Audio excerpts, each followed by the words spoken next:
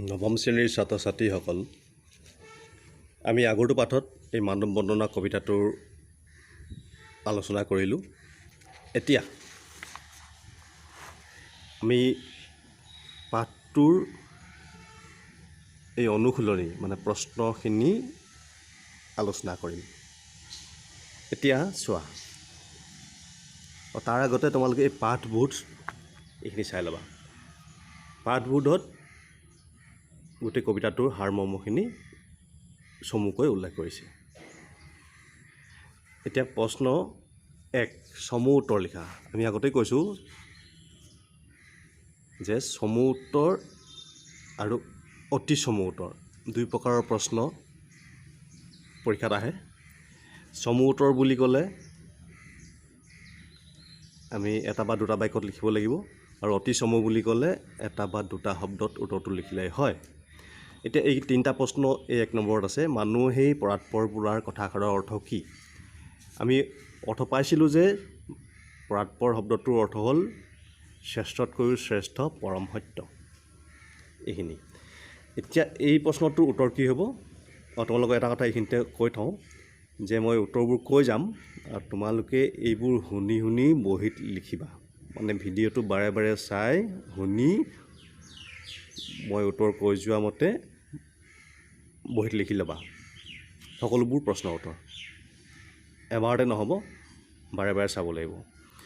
এতিয়া 1 নম্বৰ ক, মানুহেই পৰাৎপৰ বোলা কথাষাৰৰ অৰ্থ কি? পৰাৎপৰ অৰ্থ দিয়া আছে শ্ৰেষ্ঠতকৈ শ্ৰেষ্ঠ আৰু পৰম সত্য। এতিয়া আমি এই প্ৰশ্নটোৰ উত্তৰ লিখিব লাগিব, মানুহেই হ'ল এই পৃথিৱীৰ শ্ৰেষ্ঠ জীৱ। মানুহক বাদ দি সমপৰ্যায়ৰ কোনো প্ৰাণী বা জীৱ পৃথিৱীত নাই, আৰু এইটোৱে হ'ল চৰম সত্য কথা। মানুহেই পৰাৎপৰ বোলা কথাষাৰৰ অৰ্থ এইটোৱেই হৈ গ'ল। চমুকৈও লিখিব পাৰি এটা বাক্যতে। এটা বাক্য লিখিলে কি হ'ব?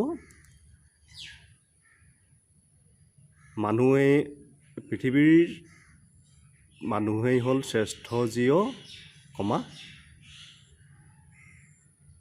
আৰু মানুহতকৈ কোনো শ্ৰেষ্ঠ জীৱ পৃথিৱীত নাই বাবে মানুহেই পৰাৎপৰ বুলি কবিয়ে কৈছে। একেটা বাক্যতে হৈ গ'ল। এতিয়া খ, মানুহক ময়াপী জীৱ বোলাৰ অৰ্থ কি? আমি পাঠটো আলোচনা কৰোঁতে এই কথাটো কৈছিলোঁৱেই। মানুহে এই পৃথিৱীত জন্ম লোৱাৰ পাছত মৰিবলৈ নিবিচাৰে, আৰু মায়া মোহৰ দ্বাৰা মানুহ আবৃত হৈ থাকে। এতিয়া উত্তৰটো আমি কি বুলি লিখিম? মানুহক ময়াপী জীৱ বোলাৰ অৰ্থ হ'ল, বা তেনেকৈ নকৈ আমি কি বুলি ক'ব পাৰোঁ? প্ৰথমতে তেনেকৈ আৰম্ভ নকৰি আমি এনেদৰে ক'ব পাৰোঁ যে মানুহৰ জীৱনটো মায়া মোহেৰে আবৃত। পাৰ্থিৱ সম্পদৰ প্ৰতি বা মায়া মোহৰ প্ৰতি মানুহৰ এটা মোহ থাকে, সেইবাবে মানুহক মায়াপী জীৱ বোলা হয়। তেনেকৈ আৰু মই কোৱাৰ দৰে নিলিখি তোমালোকে মূল ভাৱটো একে ৰাখি চমুকৈও লিখিব পাৰিবা, আৰু কৰিবলৈ চেষ্টা কৰিবা। গ নম্বৰ, পাদ্য অৰ্ঘ্যলৈ মানুহক পূজা কৰাৰ অৰ্থ কি? পাদ্য অৰ্ঘ্যলৈ মানুহক পূজা কৰাৰ অৰ্থ হৈছে মানৱ কল্যাণৰ বাবে বা মানুহৰ হিতৰ বাবে কাম কৰা। হৈ গ'ল, সিমানেই। এতিয়া 2 নম্বৰ, মানৱ বন্দনা কবিতাটোৰ সাৰাংশ তোমাৰ নিজৰ কথাৰে বিৱৰি লিখা। সাৰাংশ কৈ গৈছোঁ, তোমালোকে পাছত শুনি শুনি লিখি ল'বা। চন্দ্ৰকুমাৰ আগৰৱালাৰ দ্বাৰা ৰচিত মানৱ বন্দনা কবিতাটোত কবিয়ে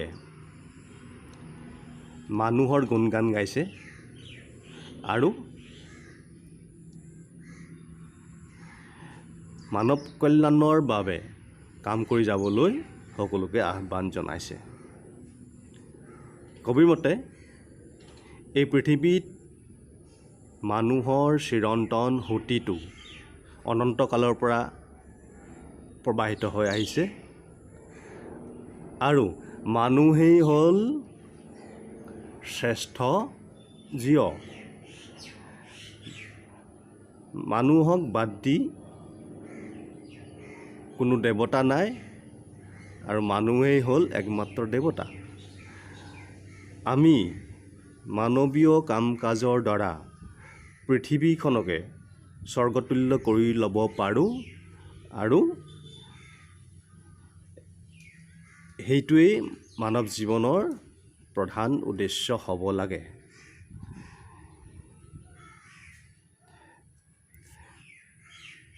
মানৱীয় কৰ্মৰ দ্বাৰা আমি মানৱী জনমটো সাৰ্থক কৰিব লাগে, অন্যথা অন্য জীৱ জন্তুৰ সৈতে মানুহৰ কোনো পাৰ্থক্যই নাথাকিব।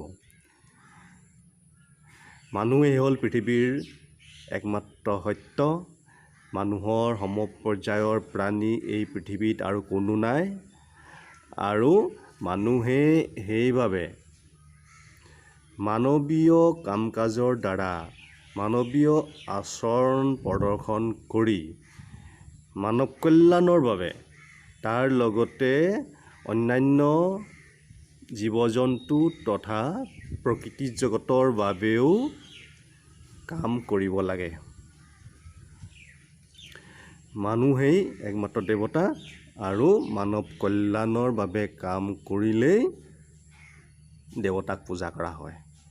সেইবাবে আমি সকলোৱে মানৱ কল্যাণৰ বাবে কাম কৰি যাব লাগে। এইটো হ'ল মানৱ বন্দনা কবিতাটোৰ সাৰাংশ হৈ গ'ল। 3 নম্বৰ, এই যে পৃথিৱীৰ স্বৰ্গটো অধিক মানুহৰ নিজাপি ঘৰ। ইয়াৰ উত্তৰটো কথাষাৰৰ অৰ্থ বুজাই লিখা বুলি কৈছে। সদায় মন কৰিবা প্ৰশ্নত কি সুধিছে। আমি ওপৰৰখিনি দীঘল হ'লে বুলিয়ে উত্তৰটো দীঘল নহ'বও পাৰে। এতিয়া প্ৰশ্ন ইয়াত কথাষাৰৰ অৰ্থ বুজাই লিখা। এই যে পৃথিৱীৰ স্বৰ্গটো অধিক মানুহৰ নিজাপি ঘৰ। ইয়াত এই কবিতা ফাঁকিৰ দ্বাৰা কবিয়ে কি বুজাবলৈ বিচাৰিছে আমি ইতিমধ্যে আলোচনা কৰিলোঁ পাঠটোত। এতিয়া উত্তৰটো কি হ'ব? এই যে পৃথিৱীৰ স্বৰ্গটো অধিক মানুহৰ নিজাপি ঘৰ, এই কথাটো হ'ল পৃথিৱীখনেই মানুহৰ স্থায়ী ঠিকনা। কোনো কাল্পনিক স্বৰ্গ নাই আৰু সেইবাবে মানুহে নিজৰ কাম কাজৰ দ্বাৰা পৃথিৱীখনকে স্বৰ্গতুল্য কৰি তুলিব পাৰে। এইটোৱেই হৈ গ'ল। তাৰপিছত তাৎপৰ্য ব্যাখ্যা কৰা মনত আছে নহয় কেনেদৰে কৰে? প্ৰথমতে এটা পাঠত যিমানখিনি কৈছিলোঁ আগতে, এটা পাঠত যিমানকেইটা ব্যাখ্যা কৰিবলৈ দিয়া হয় গোটেইকেইটা আৰম্ভণিটো একেই হ'ব, গদ্য হওক পদ্য হওক। এতিয়া ইয়াত দিছে মানৱী জনম দিয়াটোৱাই মানৱী কৰম হোতে, মানুহৰ মৰম বুজিবা মানুহে ধৰম যে মৰমতে। এতিয়া আৰম্ভণিটো কি কৰিবলৈ আগতে কোৱা হৈছে, প্ৰথমতে কবি বা লেখকৰ নাম আৰু পাঠটোৰ নাম উল্লেখ কৰিব লাগে। এতিয়া আমি আৰম্ভ কৰিছোঁ। প্ৰথম পেৰাগ্ৰাফত হ'ব উক্ত কবিতা ফাঁকি চন্দ্ৰকুমাৰ আগৰৱালাৰ দ্বাৰা ৰচিত মানৱ বন্দনা কবিতাটোৰ অন্তৰ্গত। ফাৰ্ষ্ট পেৰাগ্ৰাফ হৈ গ'ল।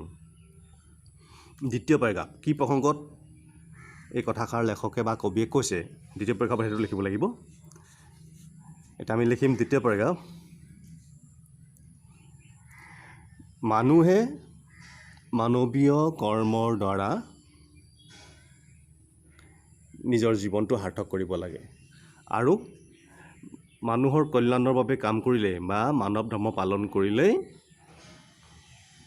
বেলেগ ধৰ্ম পালন নকৰিলেও হয়। সেই বাক্যটো আমি অলপ বেলেগ ধৰণেও লিখিব পাৰোঁ। এনেদৰে মানৱী জনম দিয়াটো মানৱী কৰম হোতে, মানুহে মানৱ কল্যাণৰ বাবে কাম কৰি নিজৰ মানৱ জীৱনটো সাৰ্থক কৰিব লাগে আৰু বেলেগ ধৰ্ম কৰিবৰ প্ৰয়োজন নাই। মানৱ ধৰ্ম একমাত্ৰ ধৰ্ম। ডেছ এডাল দিবা ডেছ দি কবিয়ে এই কথাকে কবিতা ফাঁকিৰ জৰিয়তে বা কবিতাংশৰ জৰিয়তে বুজাব বিচাৰিছে বা প্ৰকাশ কৰিবলৈ বিচাৰিছে দ্বিতীয় পেৰাগ্ৰাফ হৈ গ'ল এতিয়া তৃতীয় পেৰাগ্ৰাফত মূল ব্যাখ্যাটো হ'ব মানৱ বন্দনা কবিতাত কবি চন্দ্ৰকুমাৰ আগৰৱালাই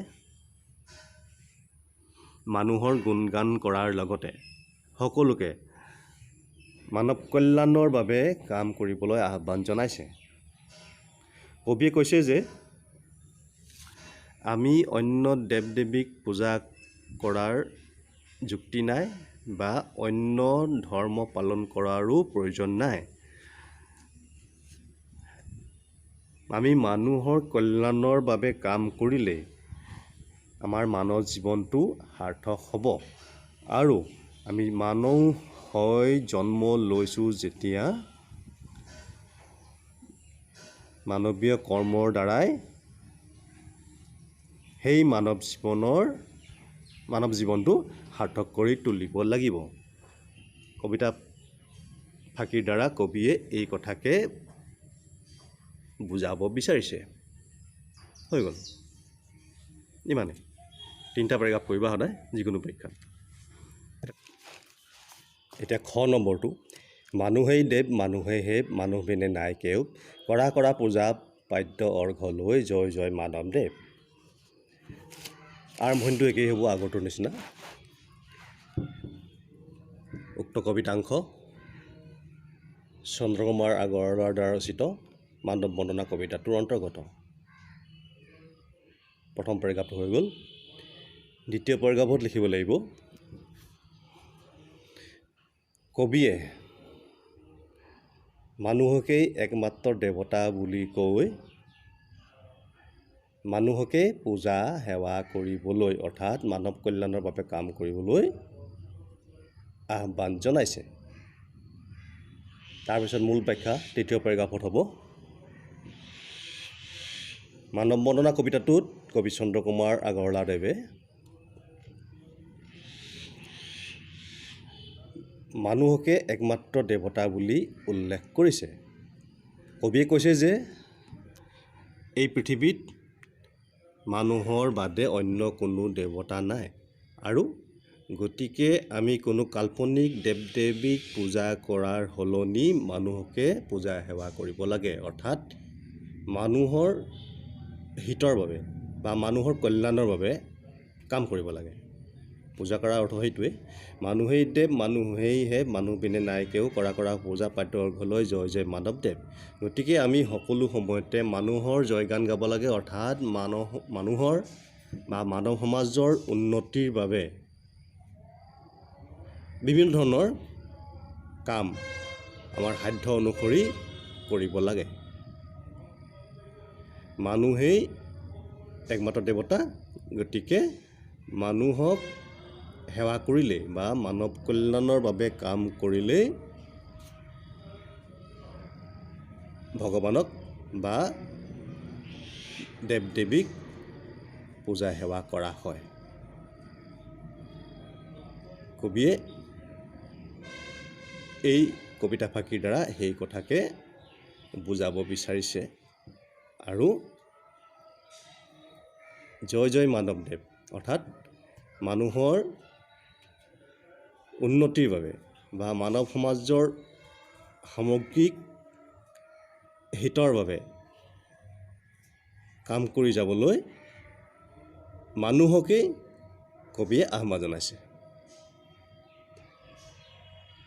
এই কথাখিনিকে সজাই পৰাই লিখিলে হ'ব এতিয়া চোৱা ভাষা বিষয়ক প্ৰশ্ন দুটা এই 5 নম্বৰ সমাৰ্থক শব্দ লিখা সমাৰ্থক শব্দ মনত আছে নহয় সমাৰ্থক শব্দক প্ৰতিশব্দ বুলিও কোৱা হয় মানে একে অৰ্থ বুজোৱা শব্দ এতিয়া মানুহ বুজোৱা শব্দ বহুত আছে আমি নৰ মানে মানুহ বুলি জানো মানৱ মানে মানুহ জন লোক মনুষ্য মনীষ এনেদৰে মানুহৰ সমাৰ্থক শব্দ কেইবাটাও আছে নট ৰিকাৰে নিৰি মানেও মানুহ এতিয়া সংগ প্ৰতি বা সমাৰ্থক শব্দ হ'ব লগ। পৃথিৱী সমাৰ্থক শব্দ বহুতো পোৱা আছে, প্ৰায় 20-25টামান আছে। আমি সচৰাচৰ ব্যৱহাৰ কৰি থকা ধৰা, ধৰিত্ৰী, ধৰণী, অৱনী, মেদিনী, বিশ্ব, জগত আদিবোৰ হ'ল পৃথিৱীৰ সমাৰ্থক শব্দ। সোঁত মানে নহয়, সোঁতৰ সমাৰ্থক শব্দ হ'ব প্ৰবাহ। ধাৰা বুলি ক'লেও সোঁতকে বুজাব, ধাৰা আৰু প্ৰবাহ। তাত সতী বুলিও কোৱা হয়, দন্ত্যাসত হচৌকাৰ আহিব তেতিয়া সতী বুলি ক'লে। তাৰ স্বৰ্গ সৰগ বুলিতো আমি কওঁৱেই, আমি ওপৰৰ পৰা আহিলোঁ সৰগ। তাৰপাছত দেৱলোক, দেৱতা থকাৰ বাবে দেৱলোক কল্পনা কৰা হয়, দেৱতা থাকে বুলি স্বৰ্গত। তাৰপাছত অমৰধাম, এনেকৈ স্বৰ্গ বুজোৱা কেইবাটা শব্দ আছে। দেৱ মানে দেৱতা, মানে দেৱৰ সমাৰ্থক শব্দ দেৱতা হ'ব পাৰে। তেনেকৈ সুৰো হ'ব, সুৰ, দেৱতাক সুৰ বুলিও কোৱা হয়। সুৰ, যি সুৰ নহয় সিয়ে অসুৰ। গতিকে দেৱৰ সমাৰ্থক শব্দ সুৰ লিখিব পাৰোঁ আমি। আৰু কি বুলি ক'লোঁ এতিয়া, দেৱতা লিখিব পাৰোঁ। এতিয়া 6 নম্বৰটো চোৱা। 6 নম্বৰ এই তৎসম শব্দ আৰু তদ্ভৱ শব্দৰ কথা আমি আগৰটো পাঠতে আলোচনা কৰিছিলোঁ চমুকৈ। এতিয়া সংস্কৃত কৰ্ম ধৰ্ম আদি শব্দৰ পৰা কৰম ধৰ্ম আদি শব্দৰ উৎপত্তি হৈছে। এনে কিছুমান শব্দ বাছি ওলাই এখন তালিকা প্ৰস্তুত কৰিবলৈ কৈছে। আমি এই পাঠটোতে এনেকুৱা কেইবাটা শব্দ পাম। এই কৰ্মৰ পৰা কৰম হৈছে, অসমীয়াত কোমল হৈছে। কৰ্মৰ পৰা অসমীয়াত মানে আমি কিছু কোমল হৈ সংস্কৃত ভাষাৰ পৰা শব্দটো কৰম হৈছে, অসমীয়া ভাষালৈ আহিছে। ধৰ্মৰ পৰা ধৰম হৈছে। আৰু এইটো তৎসম শব্দ, কৰ্ম ধৰ্ম তৎসম শব্দ, আৰু কৰ্মৰ ধৰম তদ্ভৱ শব্দ আমি আগতে কৈছিলোঁ। এতিয়া এই তালিকাত চাব লাগিব এনেকুৱা কিবা মানুহ আছে নেকি, শব্দ আছে নেকি আৰু। এতিয়া চোৱা, মৰত, মূল শব্দটো মৰ্ত্য,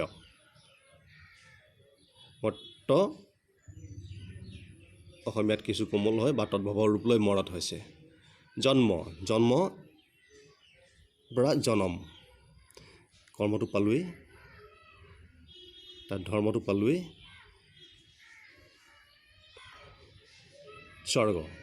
স্বৰ্গটোক সৰগ বুলি কোৱা হয়, সৰগ।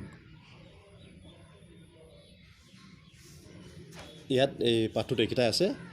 ইয়াৰ উপৰিও আমি অসংখ্য তদ্ভৱ শব্দ আমি আমাৰ দৈনন্দিন কথা বতৰাত ব্যৱহাৰ কৰি থাকোঁ। আগতে কৈছিলোঁ সূৰ্য, সুৰুজ, তেনেকৈ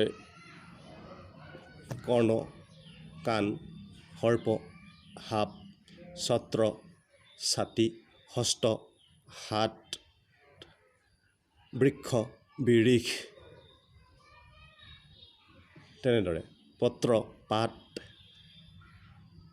এনেদৰে অসংখ্য শব্দ মানে তদ্ভৱ শব্দ আমি দৈনন্দিন জীৱনত ব্যৱহাৰ কৰোঁ। এতিয়া এই মানৱ বনোৱা পাঠটো আমি ইমানতে শেষ কৰিছোঁ। পৰৱৰ্তী পাঠত আমি অন্য এটা গদ্য পাঠ আলোচনা কৰিম। হ'ব, নমস্কাৰ।